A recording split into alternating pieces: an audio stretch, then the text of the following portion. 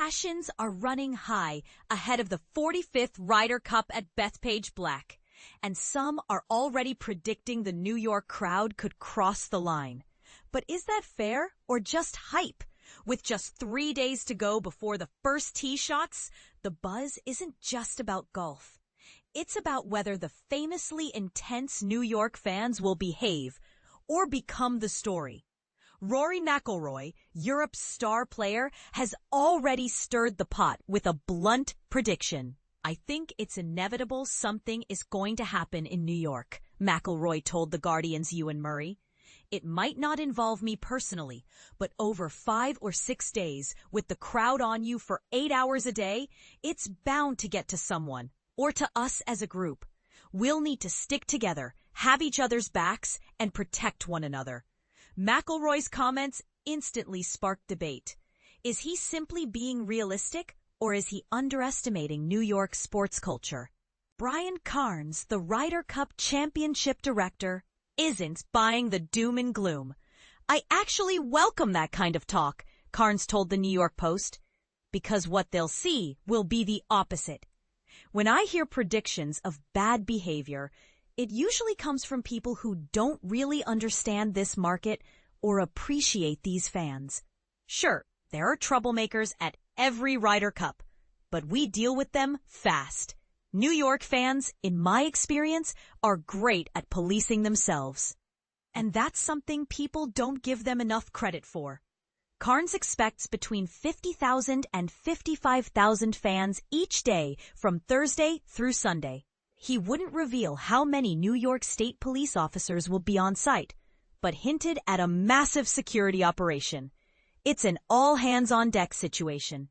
Having lived in New York for 3 years while preparing for this event, Karns has immersed himself in the city's sports scene. From Yankees and Mets games to Knicks, Rangers, Giants, and Jets matchups. His takeaway? New York sports fans are incredibly smart. I think people will be surprised. It'll be more about cheering for their own team than heckling the other. But here's where it gets even more complicated. Former President Donald Trump has announced he'll attend Friday's session. That could mean serious delays for fans, especially if he arrives in the morning when play starts at 7:10 a.m. His recent appearance at the U.S. Open tennis final caused long entry lines due to heightened security. While Karns wouldn't confirm details, it's believed the PGA of America has suggested an afternoon arrival to Trump's Secret Service team to minimize disruption. "We're still finalizing all that," Karns said. "I think he wants to make sure his presence doesn't take away from the event." U.S. Captain Keegan Bradley is thrilled. "When you're representing your country at Bethpage Black, having the president there is incredible." European Captain Luke Donald echoed the sentiment, calling it a sign of respect for the event. World #1 Scottie Scheffler even revealed he occasionally gets calls or texts from Trump after wins. "He's funny, he loves golf, and he's great at boosting people's confidence," Scheffler said. "I don't think he plans to address us as a team, but if things go well, I'm sure we'll hear from him." So will the New York crowd live up to its rowdy reputation, or will it surprise everyone with sportsmanship? And how will Trump's visit play into the atmosphere? Some say McIlroy's bracing for chaos.